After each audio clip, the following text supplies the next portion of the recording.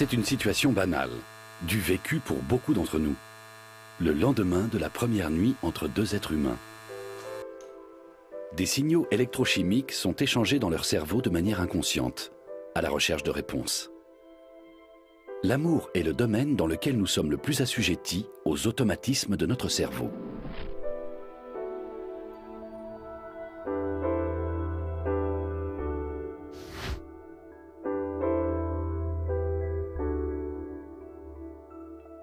Ils ont des papillons dans le ventre, mais ils ne savent pas pourquoi. Ils ne savent même pas encore vraiment qui est la personne avec laquelle ils viennent de se réveiller.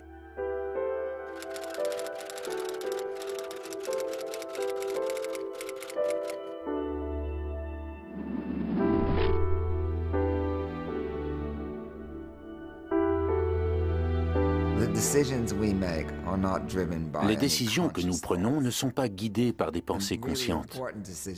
Et surtout pas les décisions importantes, comme par exemple le choix d'un partenaire. On dresse une liste de pour et de contre. La liste des contre est très longue, et malgré cela, on décide de se lancer dans une relation avec telle ou telle personne. Voilà pourquoi je prétends que nous sommes gouvernés par notre inconscient.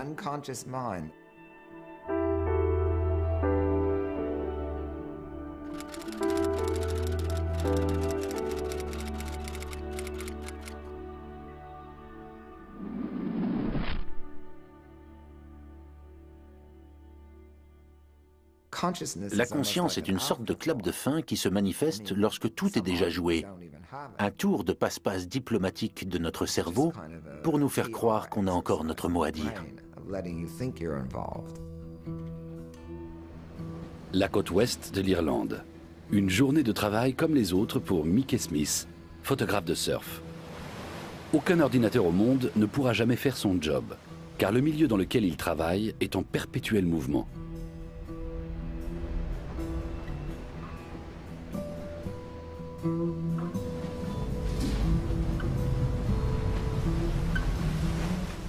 Les marées modifient son univers en permanence, et aucune vague ne ressemble à une autre.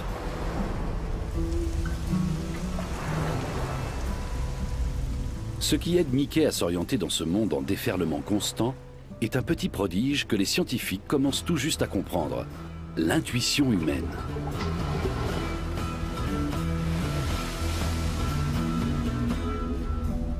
Tout comme les surfeurs qu'il photographie, Mickey ne réfléchit pas aux masses d'eau qui déferlent autour de lui. Son cerveau a mis en place des automatismes totalement inconscients, incroyablement rapides, qui calculent bien avant lui ce qui va se passer et comment ses muscles sont censés réagir.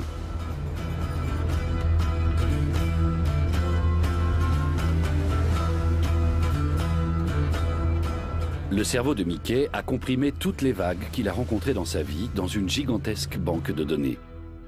Il a un feeling indicible pour chacune d'entre elles.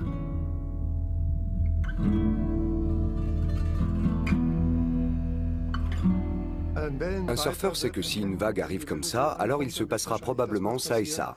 Nous vivons dans un monde totalement imprévisible, et si nous devions vivre en permanence de façon pleinement consciente et concentrée, nous serions complètement dépassés par les événements. Matthias Brandt est professeur à l'université de Duisburg-Essen. Il décrypte les messages de notre inconscient qui sous-tendent chacune de nos décisions, sans que nous nous en doutions. Dans le test dit du casino, des volontaires doivent choisir des cartes disposées sur 4 piles. Pendant ce temps, un appareil mesure les sécrétions de sueur de leur peau, des réactions de stress, comme pour un détecteur de mensonges. Le test comporte de bonnes piles, qui rapportent régulièrement de petits gains, mais aussi de mauvaises, où les pertes importantes sont fréquentes. Petit à petit, le sujet développe une sorte de prédilection pour les bonnes piles. Mais ce n'est qu'au bout de 80 cartes qu'il peut expliquer pourquoi. Son cerveau, en revanche, en sait plus que lui dès la 10e carte. Bien avant qu'il ne clique sur une mauvaise pile, Brandt enregistre des réactions de stress. Notre cerveau a donc 70 cartes d'avance sur nous.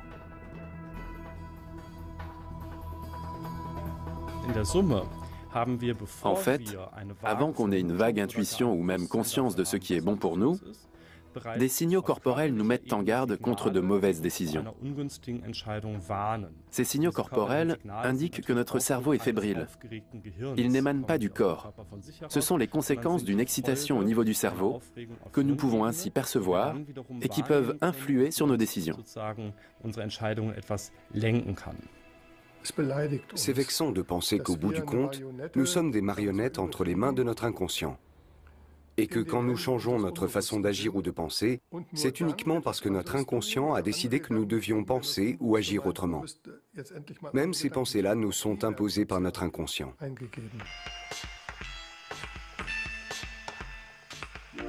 Nous ignorons pourquoi nous faisons ce que nous faisons.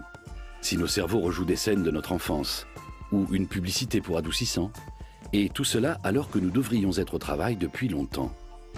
Notre inconscient a souvent le dessus sur notre réflexion. Car réfléchir fatigue notre cerveau. Cette activité se limite donc à quelques centres de calcul situés dans le cortex cérébral. Une couche très fine de tissu nerveux qui gaine notre cerveau comme un bonnet de bain un peu plissé. Notre intelligence consciente est principalement localisée dans la zone frontale de notre cerveau et ne peut pas gérer plus d'une pensée ou 5 unités d'information à la fois. Le centre de décision conscient est plutôt situé au-dessus de nos yeux, dans le cortex orbitofrontal. Mais il ne décide pas tout seul. Car une autre forme d'intelligence est à l'œuvre dans notre cerveau, en dessous du cortex cérébral, l'hippocampe, qui stocke toutes nos expériences. Dans le meilleur des cas, nous nous souvenons de façon consciente de bribes de souvenirs. Une bataille de pelochon, un moment de plaisir ou une crise d'étouffement. Or, ce dont nous nous souvenons détermine ce que nous faisons. Plusieurs centres de coordination jouent un rôle décisif en la matière. Le centre de la peur et de la panique, situé dans les noyaux amygdaliens, et ses adversaires, les centres du plaisir et de la récompense. Tous échappent à notre contrôle conscient, mais ils ont toujours le premier et le dernier mot. Tels des agents secrets logés dans nos têtes, ils analysent chaque signal extérieur avant même que nous en ayons conscience et traduisent le résultat par un sentiment. C'est exactement ce que le cerveau de Martha est en train de faire.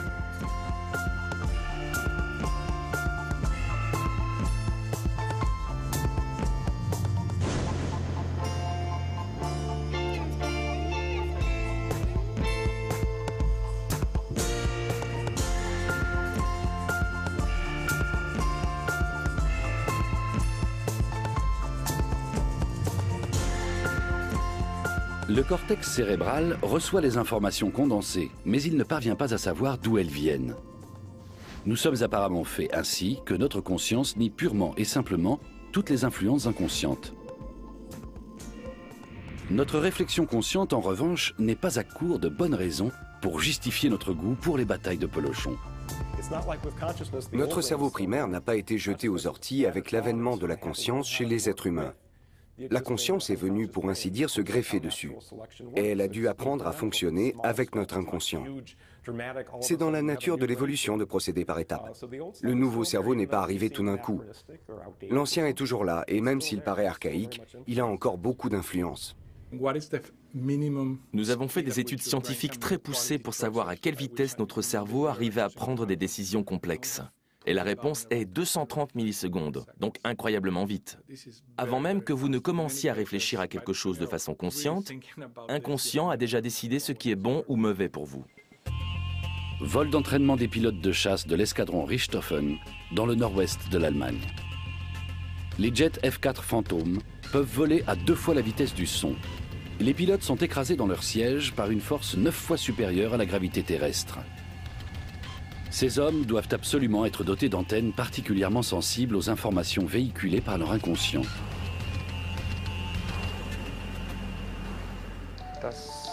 Le plus dur, c'est d'arriver à savoir ce qu'on peut encore faire avec l'avion à tel ou tel moment. Quelles sont les marges de manœuvre qu'il nous reste? Dans un combat aérien, on en arrive parfois à se demander si on peut encore abattre l'ennemi ou s'il ne vaut pas mieux se replier. Et en quelques fractions de secondes, On doit décider de faire ceci ou de ne pas faire cela. Et en fait, c'est ça le plus difficile. Le simulateur de vol de la base aérienne de Wittmund. Même les pilotes chevronnés viennent s'entraîner ici régulièrement. Car ce que nous appelons l'intuition n'est pas un don inné. Elle s'appuie en fait sur l'expérience et d'innombrables répétitions. Plus les pilotes et les officiers des systèmes d'armes simulent certains processus complexes, moins ils dépensent d'énergie pour les réaliser. Le cerveau d'un expert utilise une toute petite partie de l'énergie dépensée par celui d'un débutant, parce qu'il n'a plus besoin de penser à tout de façon consciente, ce qui, en situation de crise, le rend réceptif à des détails qui peuvent s'avérer vitaux.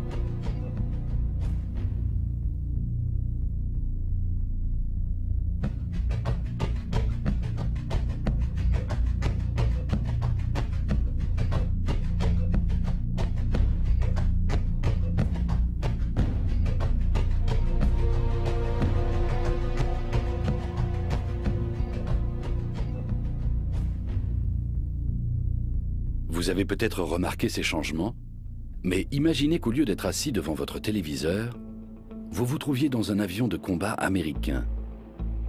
Guerre d'Irak, 28 mars 2003. Les marques oranges doivent vous permettre de différencier alliés et ennemis. Mais vous allez les prendre pour des lance-roquettes ennemis, parce qu'on vous a dit et redit qu'il n'y avait pas d'alliés dans la zone de combat. Votre nom de code, Popov 36.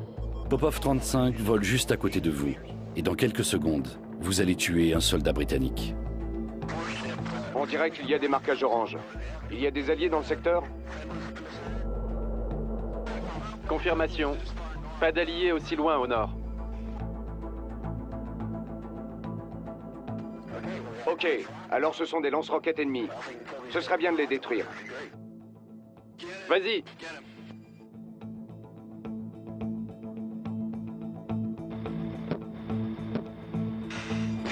Dans le 1000. Popov 34, interrompez votre mission. On dirait que vous avez tiré sur des alliés. Putain de merde. Demande confirmation. Il y a des alliés de ce côté du canal? Merde. Putain, putain, putain. Je me sens pas bien. On l'a dans l'os. On est bon pour la tôle, mec. Bon sang, putain de merde.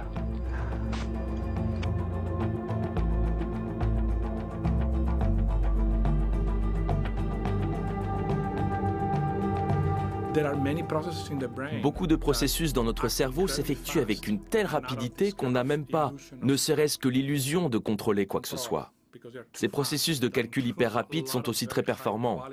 Si notre pensée consciente était capable de trouver d'aussi bonnes solutions, on pourrait s'estimer heureux. Mais ce n'est pas parce que l'inconscient travaille très vite qu'il est irrationnel ou négligent. Dans le flot ininterrompu de données qui nous entoure, notre cerveau accomplit de véritables prouesses. Mais il commet aussi des erreurs à chaque niveau. Nous avons du mal à nous rendre compte des erreurs inconscientes, car elles nous influencent à notre insu.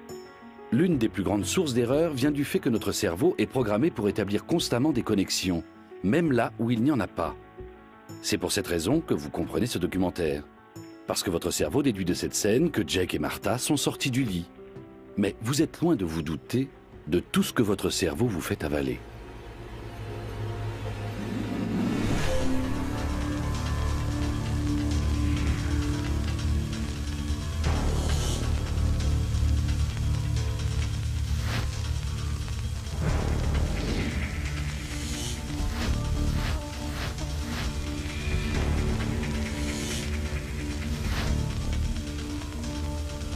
Vous avez répondu 843. Votre cerveau vous a imposé un nombre à 3 chiffres parce que juste avant, vous avez donné les 3 derniers chiffres de votre numéro de téléphone. Les experts appellent ça l'effet d'amorçage, un phénomène auquel nous sommes soumis en permanence. Nous tombons amoureux de quelqu'un avec qui nous venons de vivre quelque chose de passionnant. Nous dépensons davantage d'argent lorsque juste avant une vente aux enchères, nous pensons à un chiffre élevé.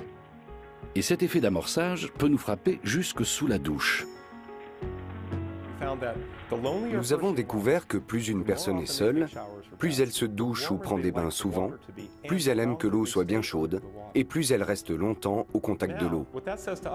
Ce qui signifie que les personnes seules remplacent la chaleur sociale qui leur manque par la chaleur physique. Et ce phénomène a de multiples variantes. Ça peut être un bon feu de bois dans la cheminée ou juste une boisson chaude.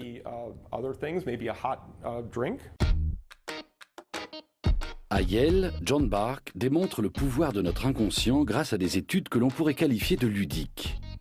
Il a ainsi découvert que nous trouvons les gens plus sympathiques quand nous faisons leur connaissance autour d'une boisson chaude et qu'ils nous semblent plus froids lorsqu'on a une boisson fraîche entre les mains.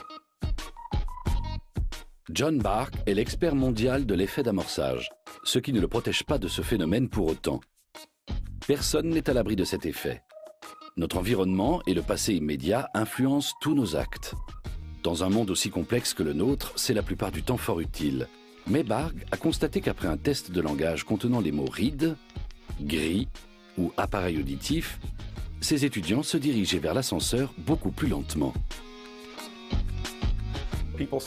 Nous avons fait asseoir certaines personnes sur des chaises assez dures, d'autres sur des chaises rembourrées, et nous les avons laissées négocier. Celles assises sur les chaises dures ont négocié plus âprement. Elles se sont montrées moins conciliantes que celles assises sur des chaises rembourrées. Par ailleurs, les personnes qui tenaient un porte-bloc-notes avaient tendance à trouver que les candidats qu'elles devaient évaluer étaient plus sérieux. Le sentiment de bonheur que le photographe de surf Mickey Smith éprouve lorsqu'il regarde la nature est lui aussi imputable à son inconscient. Personne ne sait pourquoi nous sommes submergés par les hormones du bonheur quand nous sommes avec des dauphins, ni pourquoi traverser le rouleau d'une vague est aussi enivrant pour les surfeurs. Face aux gigantesques vagues qui s'abattent sur cette côte irlandaise, on comprend que la lumière de nos pensées n'est qu'un petit tunnel dans l'océan de notre esprit.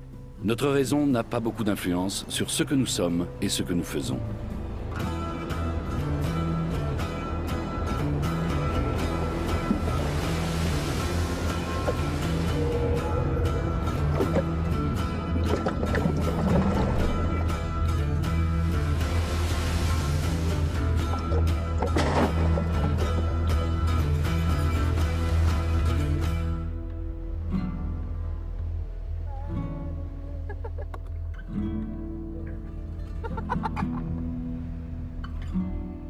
Le terme d'intuition fait en général référence à nos sentiments.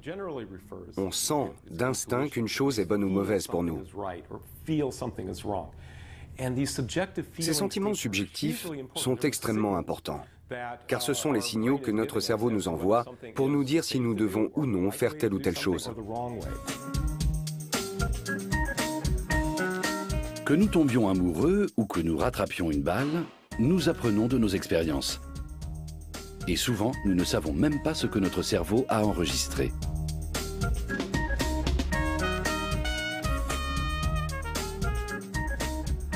Quand nous rattrapons une balle, la plupart d'entre nous ne savent pas ce qu'ils font. Nous nous contentons de ressentir la balle. Sans y réfléchir, notre cerveau nous fait courir de façon à ce que notre angle de vue sur la balle soit toujours le même et que nous soyons au bon endroit pour la rattraper. Mais la règle d'or qui nous fait agir ainsi échappe à notre conscience. Admettons que nous devions coordonner de façon consciente chacun de nos mouvements lorsque nous jouons à la balle. La partie tournerait vite court, car notre cerveau brûle autant d'oxygène et de sucre que nos muscles. Lorsque notre inconscient prend le relais, nous ne savons plus pourquoi nous faisons ce que nous faisons, mais tout nous semble facile. Et c'est pour cette raison que nous avons du mal à nous écarter de nos habitudes. «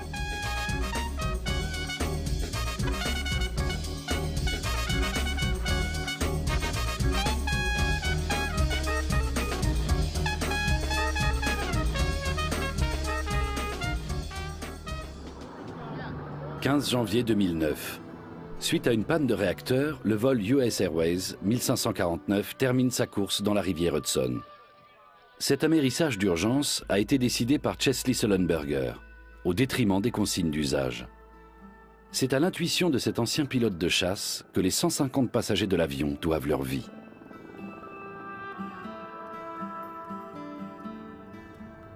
Le 16 juillet 1969, le monde entier se passionne pour l'une des plus grandes aventures de l'humanité, le lancement de la mission spatiale Apollo 11.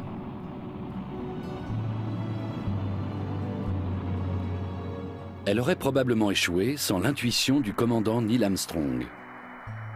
L'ordinateur de bord aurait fait se poser le module lunaire dans la profondeur d'un cratère si Armstrong, lui aussi ancien pilote de chasse, n'avait décidé au dernier moment de passer en mode manuel.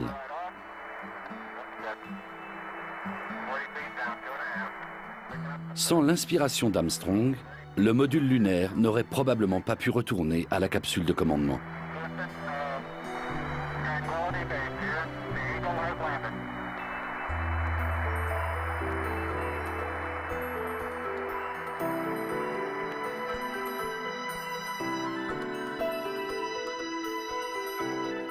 Mais parfois, une intuition peut aussi être mauvaise et conduire à l'échec.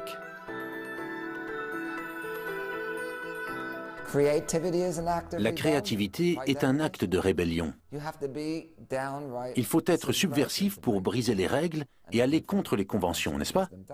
Déjà par définition. Quand tout le monde accepte ce que vous faites, alors vous n'êtes pas un précurseur. Vous vous contentez de reproduire des anciens modèles. Moi, si tout le monde était d'accord avec mes travaux scientifiques, je me sentirais à côté de la plaque. Je ferais mieux d'aller à la plage plutôt qu'au labo.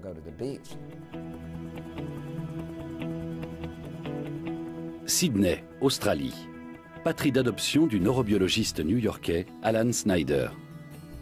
Si vous connaissez la ville, alors ces images déclenchent dans votre cerveau toute une série d'associations. Vous ne voyez pas seulement des vues aériennes, vous voyez ce que vous connaissez. Et même si vous n'êtes jamais allé là-bas, vous pensez peut-être aux Jeux Olympiques, à Crocodile Dundee, à l'opéra ou au kangourou.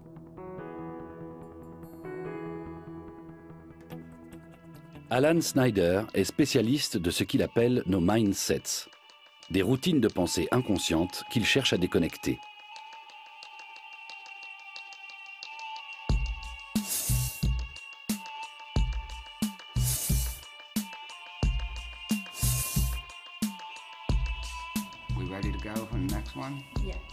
Dans son laboratoire, Snyder demande à des personnes test de résoudre plusieurs équations. Pour rétablir une équation, le sujet est autorisé à déplacer une seule allumette. Chaque personne test doit résoudre 27 équations. Et à chaque fois, la solution suit le même principe, sauf pour la dernière équation.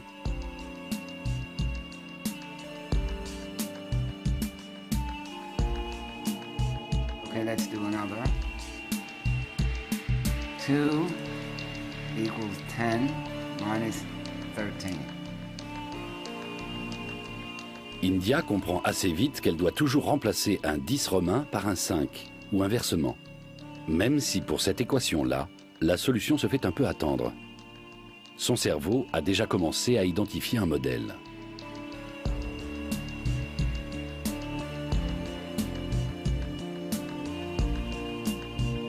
Mais elle va échouer à la dernière, car pour cette équation, elle doit trouver une autre solution. Problème, India est déjà aveugle à toute nouvelle idée.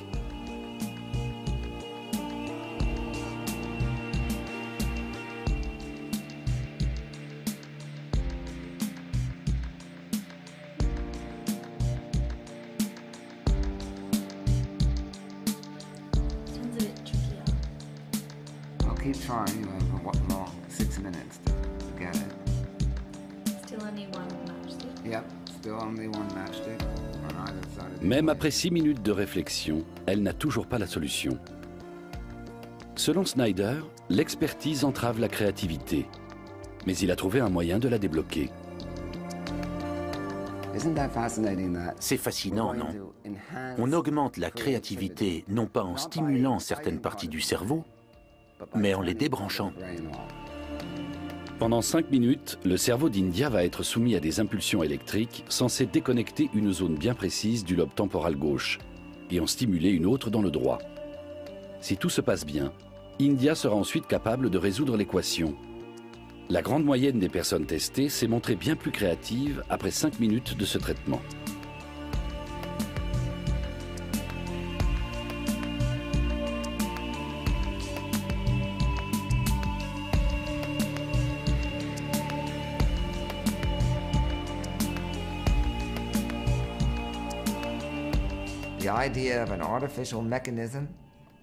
Je pense que dans 20 ans, qu'il soit pharmaceutique, électromagnétique ou d'une autre nature encore, nous disposerons d'un mécanisme artificiel qui nous permettra de voir le monde d'un œil neuf. Et ce sera merveilleux, sur tous les plans, pas seulement pour le progrès scientifique ou pour écrire des poèmes, mais pour se défaire des préjugés de toutes sortes. Imaginez un peu, on pourrait voir chaque personne telle qu'elle est vraiment.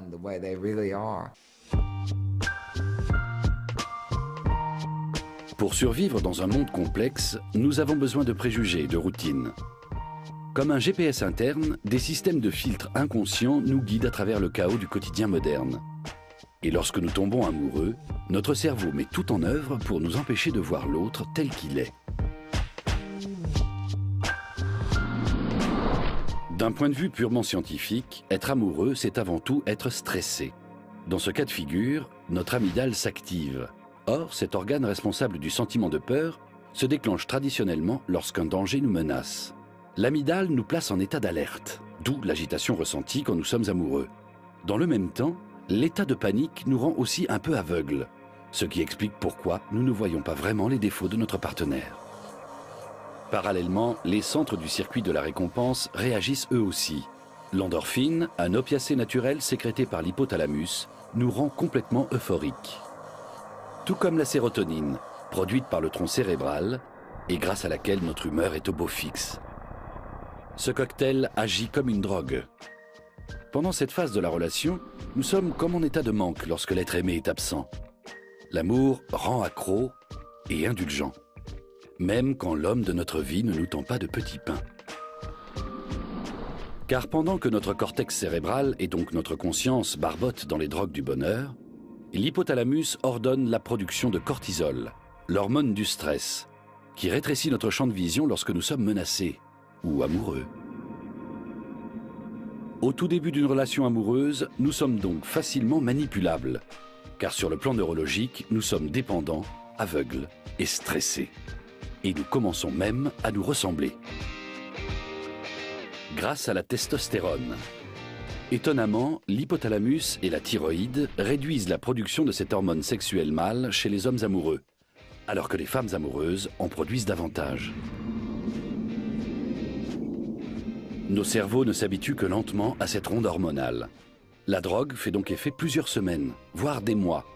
On est comme scotchés l'un à l'autre.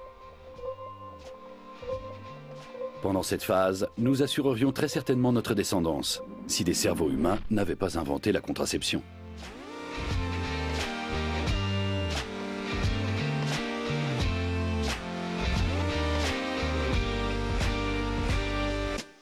Au bout de 6 à 9 mois, l'effet d'ivresse commence à s'estomper.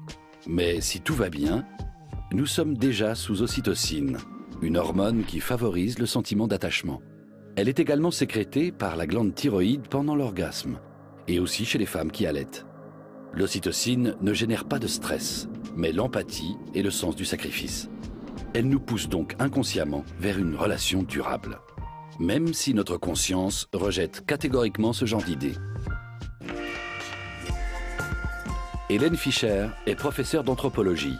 Elle étudie les cerveaux amoureux grâce au tomodensitomètre. Elle vit à New York, mais même dans la métropole de la modernité, les êtres humains sont guidés par des circuits électrochimiques totalement automatiques et préhistoriques. Tous deux danseurs, Rob et Sarah, sont en couple depuis plus d'1 an. Et les travaux de la scientifique leur donnent bon espoir. Dans le cerveau des couples heureux, Hélène Fischer a découvert que les centres de récompense étaient encore très actifs, même au bout de 20 ans de vie commune. Mais pourquoi tombons-nous amoureux de certaines personnes et pas d'autres ? Pour le savoir, Helen Fisher a interrogé 28 000 personnes. Et l'anthropologue en est aujourd'hui convaincu. Il existe 4 types de cerveaux dont les caractéristiques dépendent du niveau d'hormones présent dans nos têtes. Les aventuriers, dirigés par la dopamine, et les casaniers, gouvernés par la sérotonine, s'éprennent de partenaires du même type qu'eux.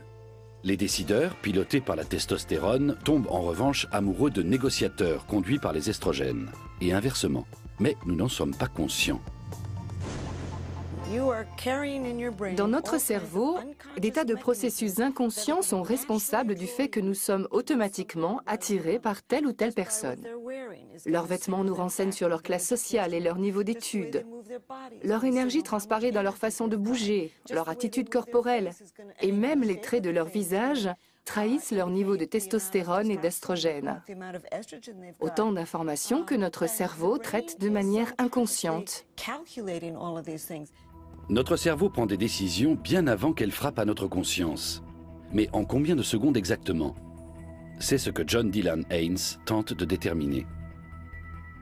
Dans son laboratoire de Berlin, il analyse les décisions humaines grâce à un tomographe à résonance magnétique. Dans chaque zone où des neurones sont activés, la consommation d'oxygène augmente. Le tomographe permet de visualiser quelle zone s'active et à quel moment. Comme toutes les personnes testées, Martha va devoir faire une chose très simple.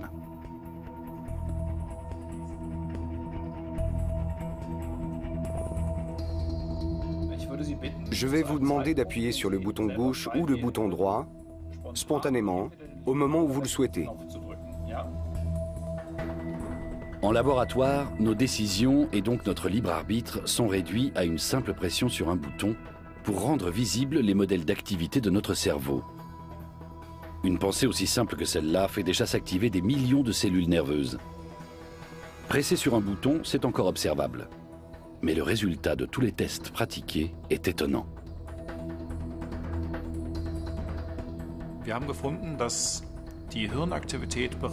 Nous avons découvert que l'activité cérébrale montre quel choix la personne va faire 7 à 10 secondes avant la décision consciente.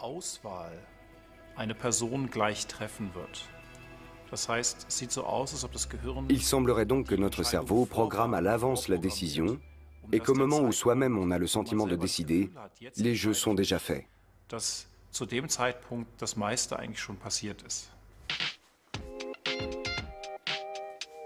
Au quotidien, nous ne remarquons pas tout ce que notre cerveau décide sans nous consulter. Car notre conscience ne peut pas détecter les influences inconscientes. Elle peut tout au plus y opposer sa réflexion après coup.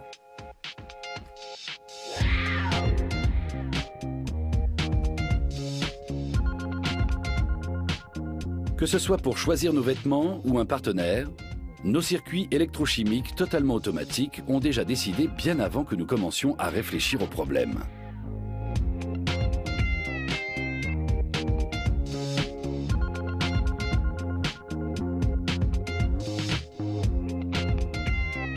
Vous venez de bâiller? Le bâillement est contagieux, c'est un réflexe inconscient. Plus on imite le bâillement facilement, plus on ressent de l'empathie envers les autres.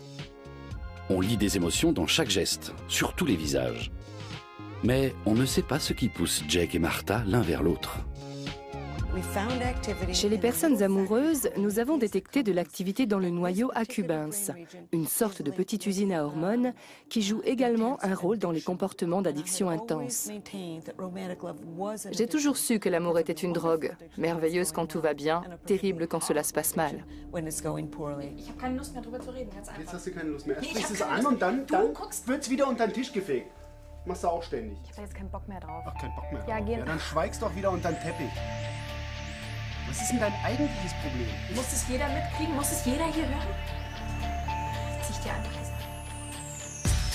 Même lorsque nous nous disputons avec la personne que nous aimons, des circuits inconscients sont actifs et enveniment le conflit, alimenté par les paramètres improbables. Quelquefois, les arguments sont moins importants que les chaises sur lesquelles on est assis.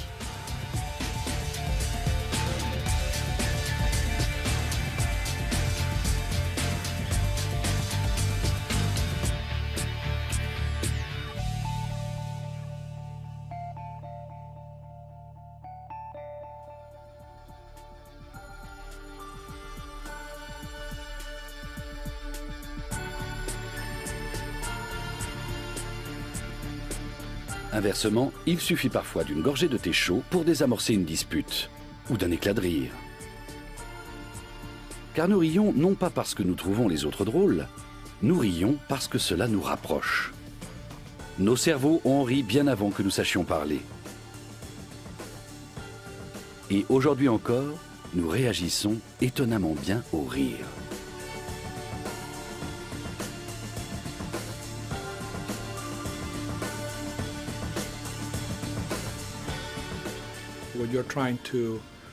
Quand le soir vous essayez d'inventer une histoire pour votre fille, certes vous y réfléchissez consciemment, mais en fait les idées vous viennent à l'esprit comme ça, au fur et à mesure.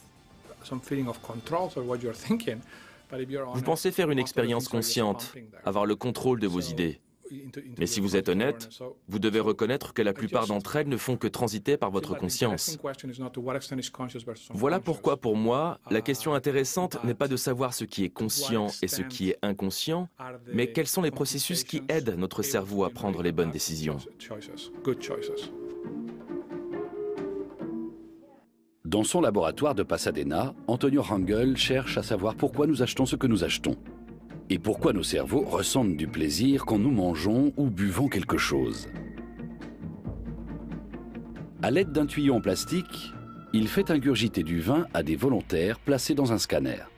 Rangel leur propose toujours le même vin, du Cabernet Sauvignon. Mais à chaque dégustation, le prix est annoncé au testeur. Tantôt 90$, tantôt 10$.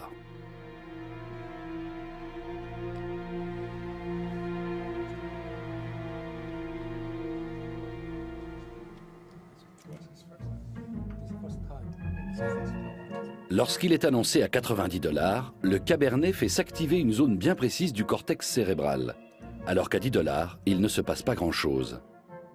Notre conscience prend acte du prix du vin, ce qui influence notre goût indépendamment de la qualité du breuvage.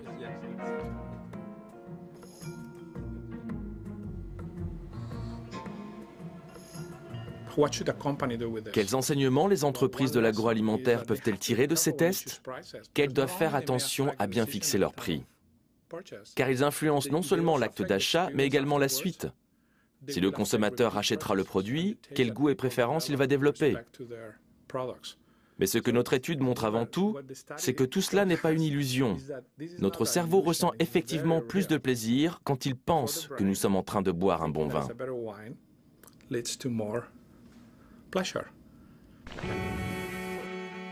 Difficile à admettre, et pourtant, nous ne faisons pas nos courses de façon consciente.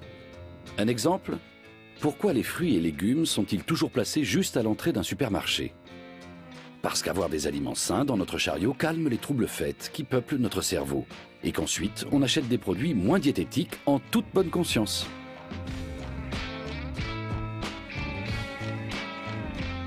Quel que soit le contenu de notre chariot, notre cerveau en a déjà débattu avec lui-même bien avant de donner la parole à la conscience. Le noyau accumbens, qui fabrique mais aussi garde en mémoire toutes les sensations agréables, montre par une activité accrue que ces gaufres lui plairaient bien. Il sait que nous aimons le sucre et submerge notre cerveau de dopamine. Résultat, on prend les gaufres.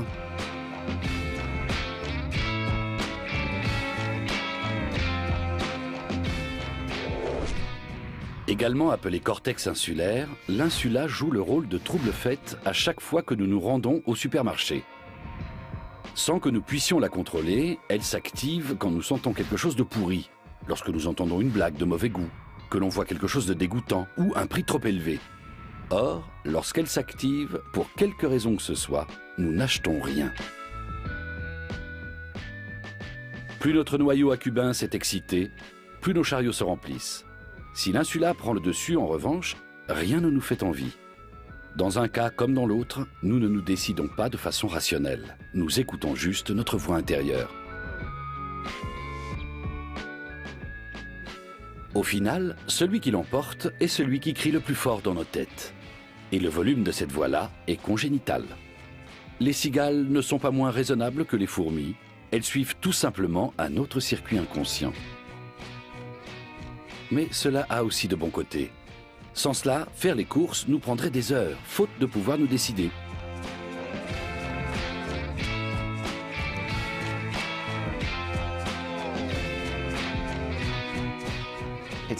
Sur le plan de l'évolution, cela n'a pas grand intérêt de réfléchir longuement à tout et de trouver de nouvelles solutions.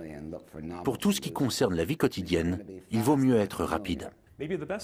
La meilleure chose à faire, c'est peut-être de prendre sa décision et ensuite de réfléchir de nouveau au problème le lendemain ou dans un autre environnement. En tout cas, quelque part où les influences seront différentes. Si vous prenez la même décision une fois, deux fois de suite, alors vous pouvez être assez sûr que c'est la bonne.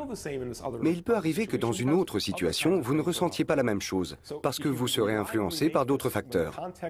Mais si vous prenez la même décision deux fois de suite dans des contextes différents, alors vous pouvez la considérer comme plutôt fiable. Impossible de savoir si Martha et Jake seront heureux ensemble jusqu'à la fin de leur jour. Ce sont des personnages de fiction. Mais même inventée, leur histoire a déjà laissé des traces dans votre tête. Juste parce que votre cerveau a décidé de regarder ce documentaire jusqu'au bout. Chez vous aussi, de nouvelles connexions viennent de se former. Car notre cerveau change au fil des expériences que nous faisons. Et si votre cerveau a trouvé ce film intéressant, alors, un jour ou l'autre, il vous fera vous souvenir de Martha et Jake.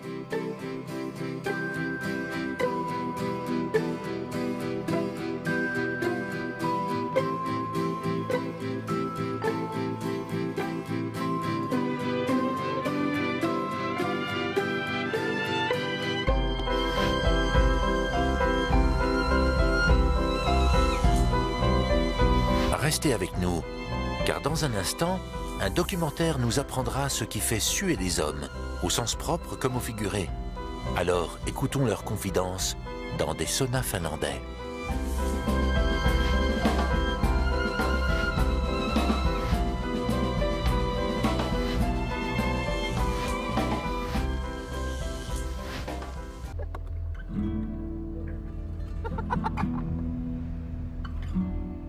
Le terme d'intuition fait en général référence à nos sentiments.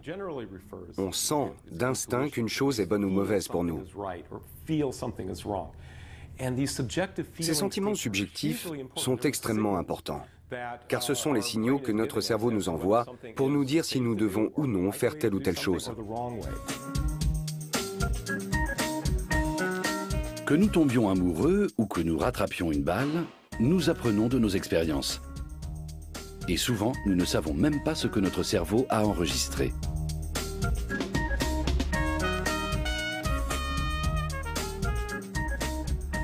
Quand nous rattrapons une balle, la plupart d'entre nous ne savent pas ce qu'ils font. Nous nous contentons de ressentir la balle. Sans y réfléchir, notre cerveau nous fait courir de façon à ce que notre angle de vue sur la balle soit toujours le même et que nous soyons au bon endroit pour la rattraper. Mais la règle d'or qui nous fait agir ainsi échappe à notre conscience. Admettons que nous devions coordonner de façon consciente chacun de nos mouvements lorsque nous jouons à la balle. La partie tournerait vite court, car notre cerveau brûle autant d'oxygène et de sucre que nos muscles. Lorsque notre inconscient prend le relais, nous ne savons plus pourquoi nous faisons ce que nous faisons, mais tout nous semble facile.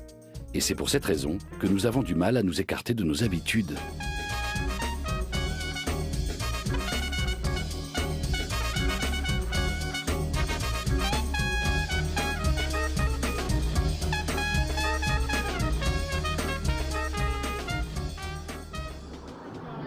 « 15 janvier 2009. Suite à une panne de réacteur, le vol US Airways 1549 termine sa course dans la rivière Hudson.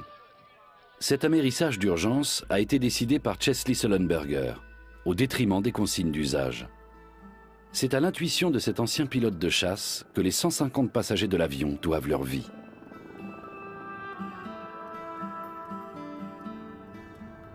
Le 16 juillet 1969, le monde entier se passionne pour l'une des plus grandes aventures de l'humanité, le lancement de la mission spatiale Apollo 11.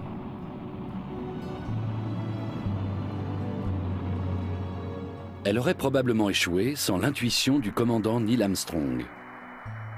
L'ordinateur de bord aurait fait se poser le module lunaire dans la profondeur d'un cratère si Armstrong, lui aussi ancien pilote de chasse, n'avait décidé au dernier moment de passer en mode manuel.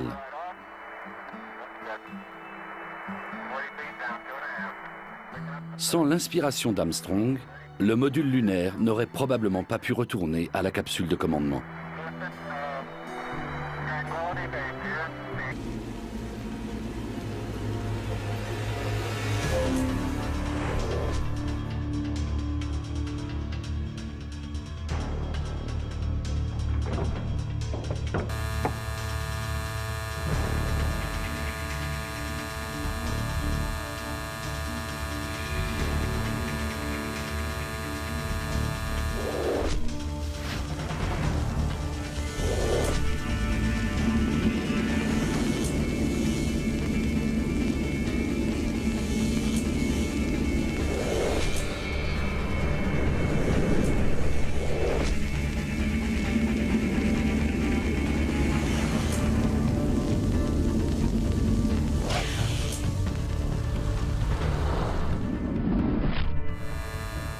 C'est une situation banale, du vécu pour beaucoup d'entre nous. Le lendemain de la première nuit entre deux êtres humains. Des signaux électrochimiques sont échangés dans leur cerveau de manière inconsciente, à la recherche de réponses. L'amour est le domaine dans lequel nous sommes le plus assujettis aux automatismes de notre cerveau.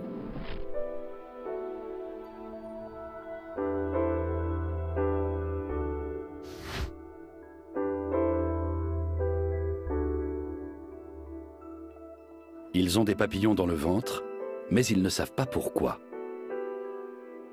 Ils ne savent même pas encore vraiment qui est la personne avec laquelle ils viennent de se réveiller.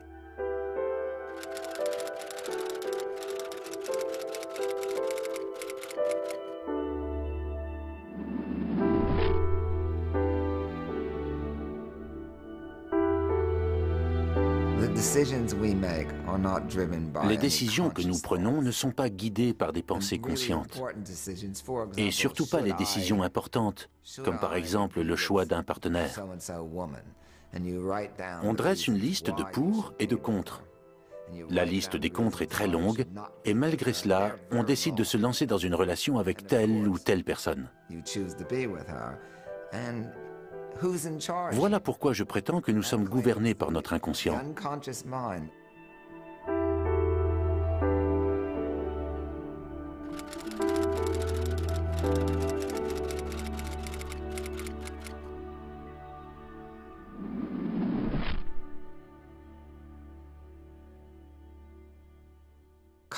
La conscience est une sorte de clap de fin qui se manifeste lorsque tout est déjà joué. Un tour de passe-passe diplomatique de notre cerveau pour nous faire croire qu'on a encore notre mot à dire. La côte ouest de l'Irlande. Une journée de travail comme les autres pour Mickey Smith, photographe de surf.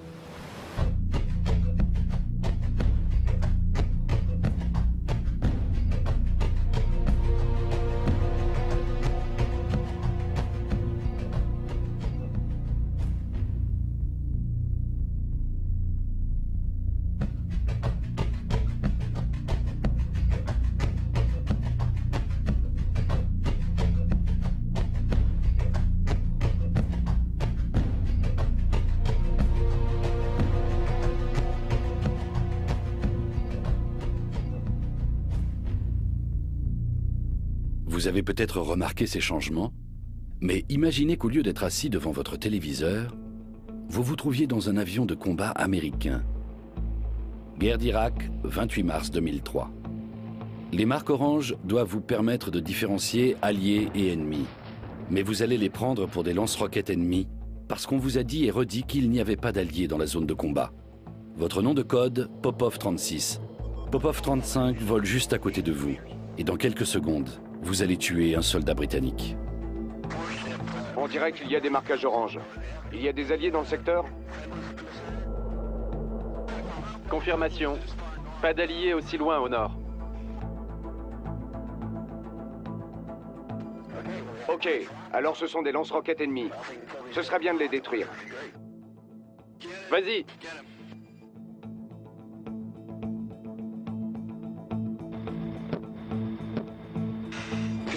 Dans le 1000.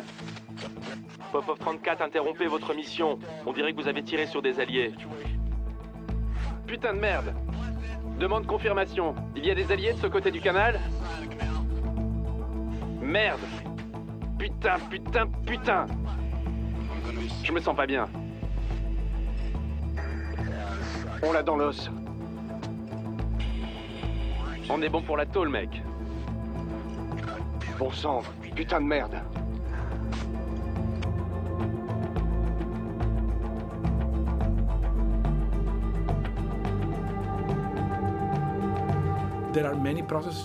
Beaucoup de processus dans notre cerveau s'effectuent avec une telle rapidité qu'on n'a même pas, ne serait-ce que l'illusion de contrôler quoi que ce soit. Ces processus de calcul hyper rapides sont aussi très performants. Si notre pensée consciente était capable de trouver d'aussi bonnes solutions, on pourrait s'estimer heureux. Mais ce n'est pas parce que l'inconscient travaille très vite qu'il est irrationnel ou négligent.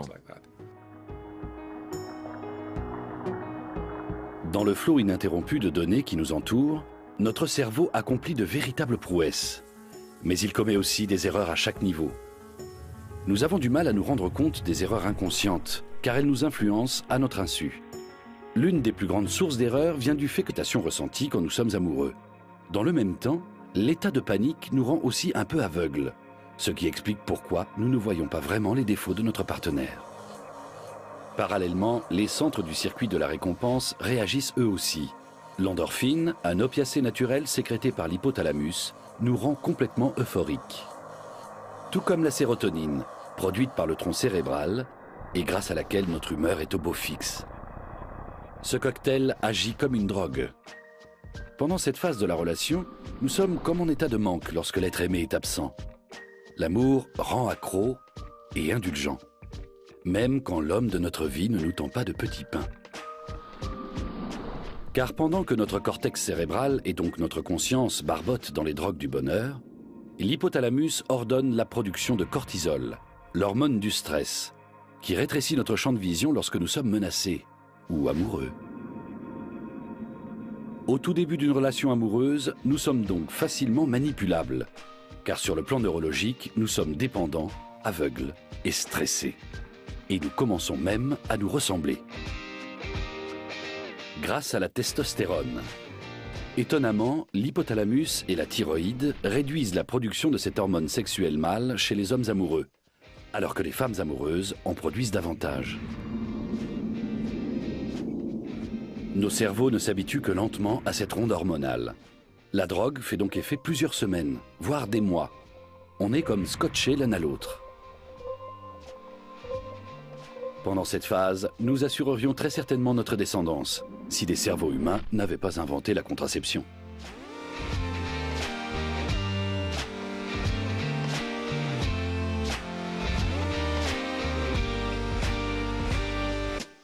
Au bout de 6 à 9 mois, l'effet d'ivresse commence à s'estomper.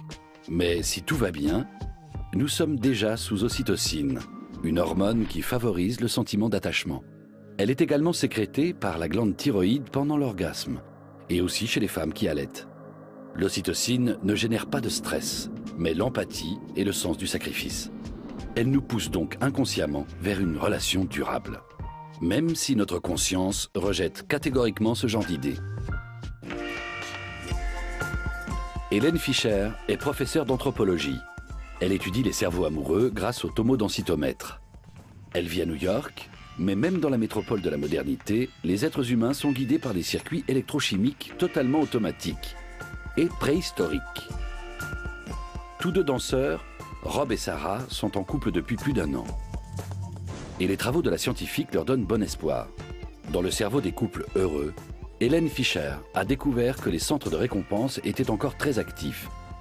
Car ils influencent non seulement l'acte d'achat, mais également la suite. Si le consommateur rachètera le produit, quel goût et préférence il va développer. Mais ce que notre étude montre avant tout, c'est que tout cela n'est pas une illusion. Notre cerveau ressent effectivement plus de plaisir quand il pense que nous sommes en train de boire un bon vin.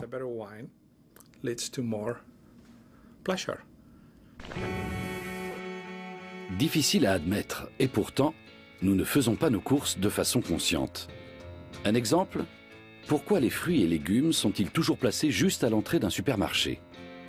Parce qu'avoir des aliments sains dans notre chariot calme les troubles faits qui peuplent notre cerveau, et qu'ensuite on achète des produits moins diététiques en toute bonne conscience.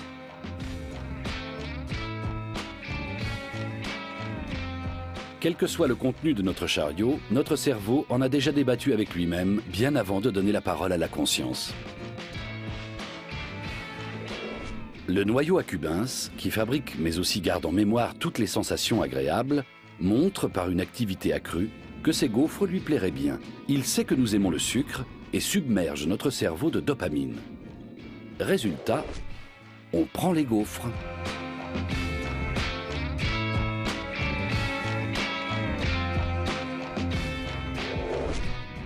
Également appelé cortex insulaire, l'insula joue le rôle de trouble fait à chaque fois que nous nous rendons au supermarché. Sans que nous puissions la contrôler, elle s'active quand nous sentons quelque chose de pourri, lorsque nous entendons une blague de mauvais goût, que l'on voit quelque chose de dégoûtant ou un prix trop élevé. Or, lorsqu'elle s'active, pour quelque raison que ce soit, nous n'achetons rien. Plus notre noyau accumbens est excité, plus nos chariots se remplissent. Si l'insula prend le dessus, en revanche, rien ne nous fait envie. Dans un cas comme dans l'autre, nous ne nous décidons pas de façon rationnelle. Nous écoutons juste notre voix intérieure. Au final, celui qui l'emporte est celui qui crie le plus fort dans nos têtes. Et le volume de cette voix-là est congénital. Les cigales ne sont pas moins raisonnables que les fourmis. Elles suivent tout simplement un autre circuit inconscient. Mais cela a aussi de bons côtés. Sans cela, faire les courses nous prendrait des heures, faute de pouvoir nous décider.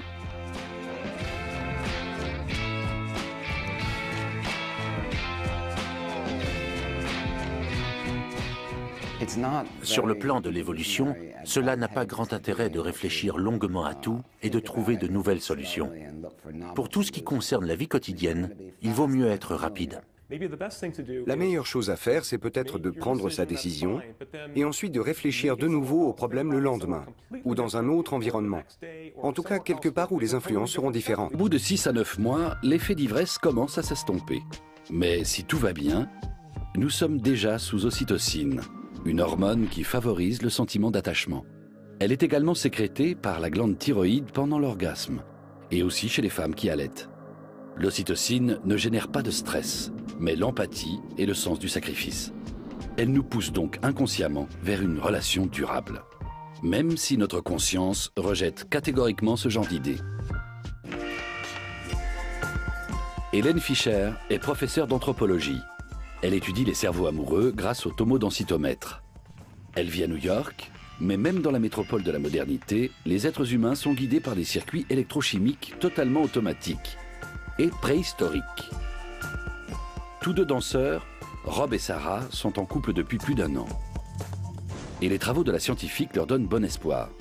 Dans le cerveau des couples heureux, Hélène Fischer a découvert que les centres de récompense étaient encore très actifs, même au bout de 20 ans de vie commune. Mais pourquoi tombons-nous amoureux de certaines personnes et pas d'autres?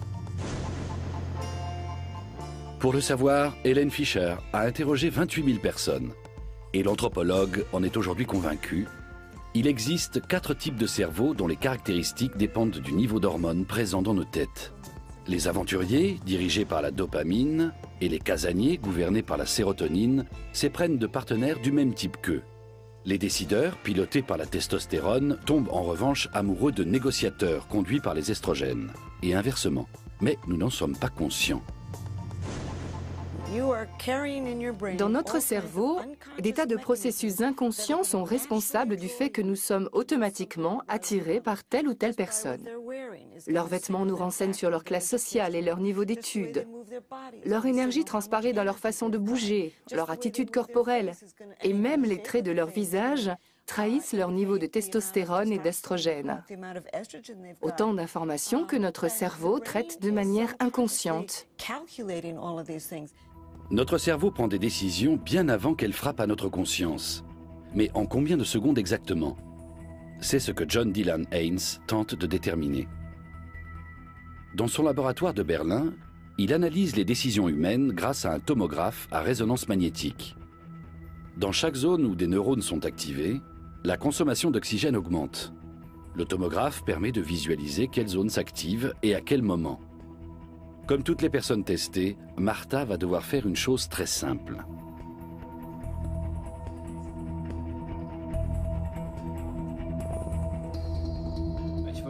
Je vais vous demander d'appuyer sur le bouton gauche ou le bouton droit, spontanément, au moment où vous le souhaitez. C'est dans la nature de l'évolution de procéder par étapes. Le nouveau cerveau n'est pas arrivé tout d'un coup. L'ancien est toujours là, et même s'il paraît archaïque, il a encore beaucoup d'influence. Nous avons fait des études scientifiques très poussées pour savoir à quelle vitesse notre cerveau arrivait à prendre des décisions complexes. Et la réponse est 230 millisecondes, donc incroyablement vite. Avant même que vous ne commenciez à réfléchir à quelque chose de façon consciente, inconscient a déjà décidé ce qui est bon ou mauvais pour vous.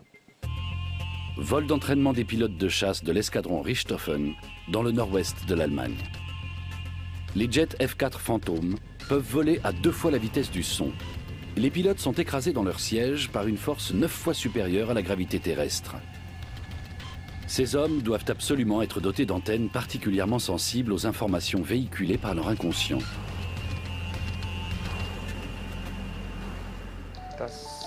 Le plus dur, c'est d'arriver à savoir ce qu'on peut encore faire avec l'avion à tel ou tel moment.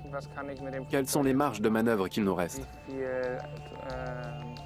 Dans un combat aérien, on en arrive parfois à se demander si on peut encore abattre l'ennemi ou s'il ne vaut pas mieux se replier. Et en quelques fractions de secondes, on doit décider de faire ceci ou de ne pas faire cela. Et en fait, c'est ça le plus difficile. Le simulateur de vol de la base aérienne de Wittmund. Même les pilotes chevronnés viennent s'entraîner ici régulièrement. Car ce que nous appelons l'intuition n'est pas un don inné. Elle s'appuie en fait sur l'expérience et d'innombrables répétitions. Plus les pilotes et les officiers des systèmes d'armes simulent certains processus complexes, moins ils dépensent d'énergie pour les réaliser. Le cerveau d'un expert utilise une toute petite partie de l'énergie dépensée par celui d'un débutant, parce qu'il n'a plus besoin de penser à tout de façon consciente, ce qui, en situation de crise, le rend réceptif à des détails qui peuvent s'avérer vitaux.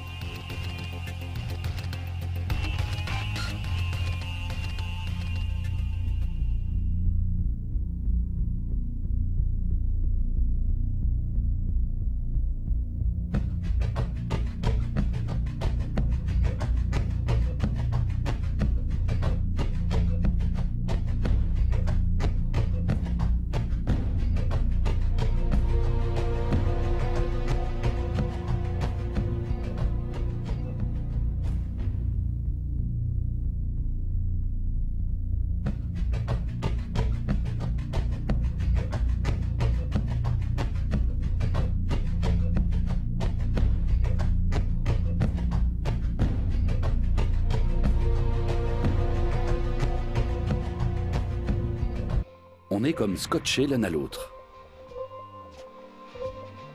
Pendant cette phase, nous assurerions très certainement notre descendance, si des cerveaux humains n'avaient pas inventé la contraception.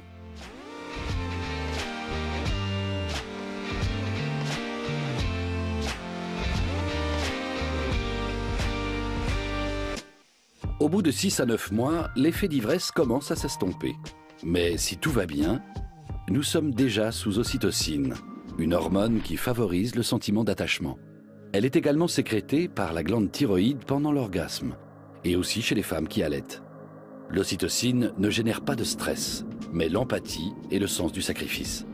Elle nous pousse donc inconsciemment vers une relation durable, même si notre conscience rejette catégoriquement ce genre d'idées.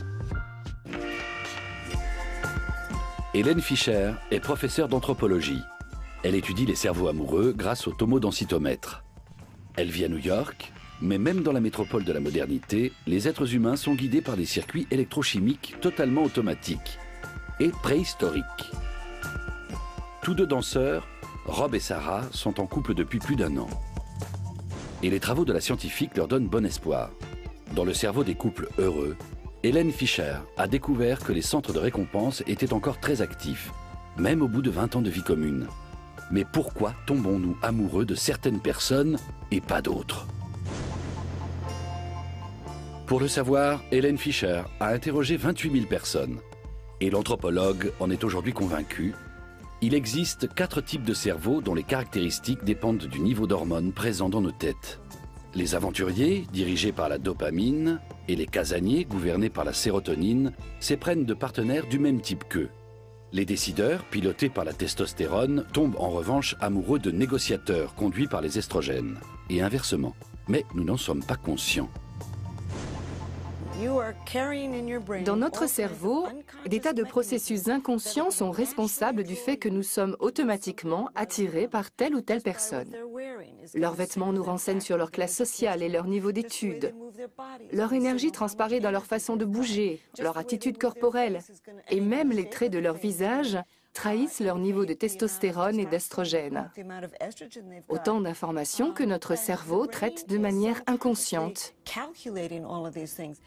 Notre cerveau prend des décisions bien avant qu'elles frappent à notre conscience.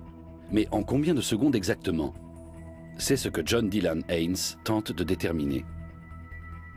Dans son laboratoire de Berlin, il analyse les décisions humaines grâce à un tomographe à résonance magnétique. Dans chaque zone où des neurones sont activés, la consommation d'oxygène augmente.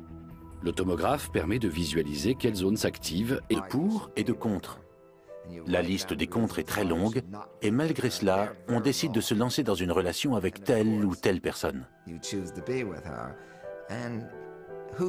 Voilà pourquoi je prétends que nous sommes gouvernés par notre inconscient.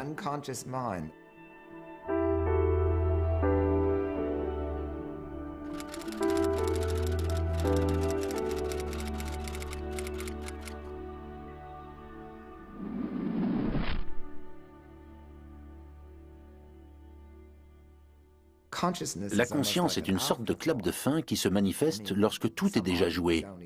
Un tour de passe-passe diplomatique de notre cerveau pour nous faire croire qu'on a encore notre mot à dire. La côte ouest de l'Irlande. Une journée de travail comme les autres pour Mickey Smith, photographe de surf. Aucun ordinateur au monde ne pourra jamais faire son job, car le milieu dans lequel il travaille est en perpétuel mouvement.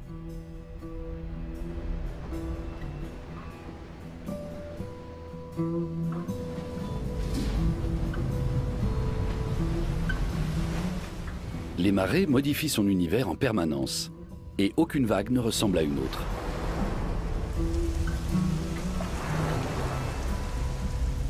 Ce qui aide Mickey à s'orienter dans ce monde en déferlement constant est un petit prodige que les scientifiques commencent tout juste à comprendre, l'intuition humaine.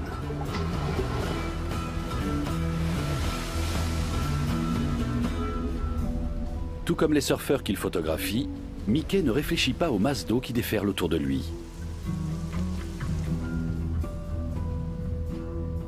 Son cerveau a mis en place des automatismes totalement inconscients, incroyablement rapides, qui calculent bien avant lui ce qui va se passer et comment ses muscles sont censés réagir.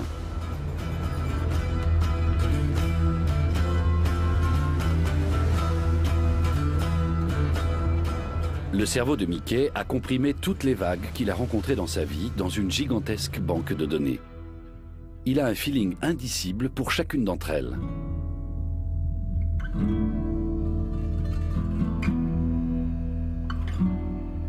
Un surfeur sait que si une vague arrive comme ça, alors il se passera probablement ça et ça.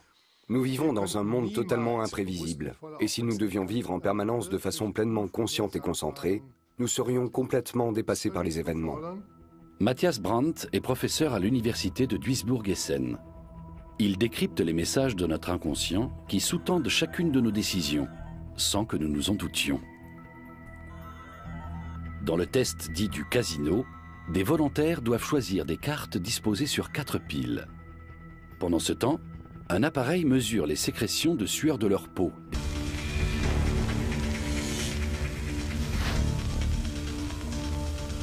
Vous avez répondu 843 ? Votre cerveau vous a imposé un nombre à 3 chiffres parce que juste avant, vous avez donné les 3 derniers chiffres de votre numéro de téléphone. Les experts appellent ça l'effet d'amorçage. Un phénomène auquel nous sommes soumis en permanence. Nous tombons amoureux de quelqu'un avec qui nous venons de vivre quelque chose de passionnant. Nous dépensons davantage d'argent lorsque juste avant une vente aux enchères, nous pensons à un chiffre élevé. Et cet effet d'amorçage peut nous frapper jusque sous la douche. Nous avons découvert que plus une personne est seule, plus elle se douche ou prend des bains souvent, plus elle aime que l'eau soit bien chaude, et plus elle reste longtemps au contact de l'eau. Ce qui signifie que les personnes seules remplacent la chaleur sociale qui leur manque par la chaleur physique. Et ce phénomène a de multiples variantes. Ça peut être un bon feu de bois dans la cheminée, ou juste une boisson chaude.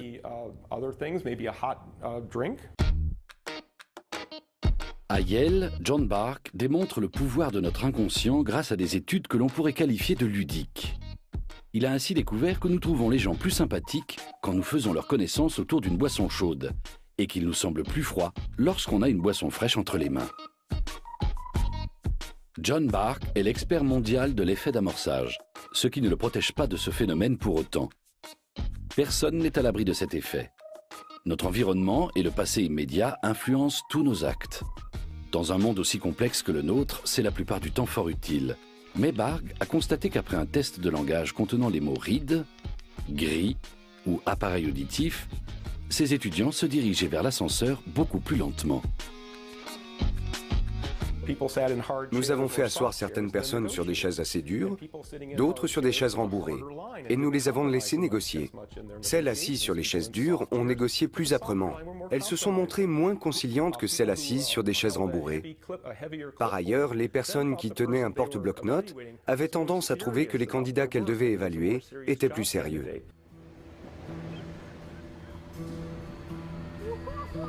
Le sentiment de bonheur que le photographe de surf Mickey Smith éprouve lorsqu'il regarde la nature est lui aussi imputable à son inconscient. Personne ne sait pourquoi nous sommes submergés par les hormones du bonheur quand nous sommes avec des dauphins, ni pourquoi traverser le rouleau d'une vague est aussi enivrant pour les surfeurs. Face aux gigantesques vagues qui s'abattent sur cette côte irlandaise, on comprend que la lumière de nos pensées n'est qu'un petit tunnel dans l'océan de notre esprit.